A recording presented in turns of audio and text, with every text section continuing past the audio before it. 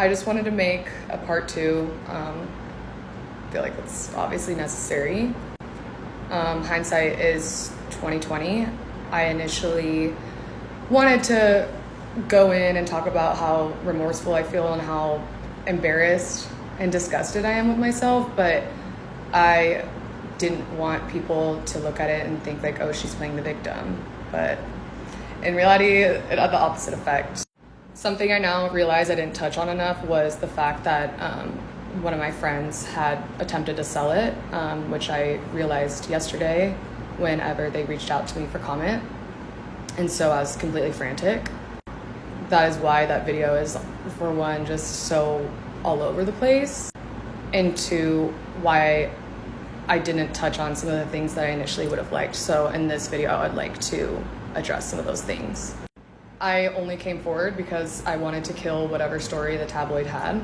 The most important part that I did definitely gloss over is the fact that I was under the impression that their marriage was over. I believe that they were keeping it quiet to avoid the negative press because, as I had said, I was new to LA. So I just assumed that with celebrities of that caliber, that that's just how it was. And that's why I feel exploited, because he knew I believed everything that he said because of my vulnerable position of being new to LA. Also, he was DMing me straight from his verified Instagram account. I didn't have any reason to further question it. But I now realize that that was likely a manipulation tactic of his, just hiding in plain sight.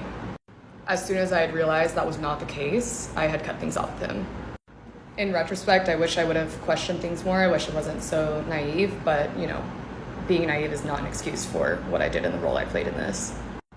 Again, in no way was I trying to gain sympathy, and I fully realize I'm not the victim in this.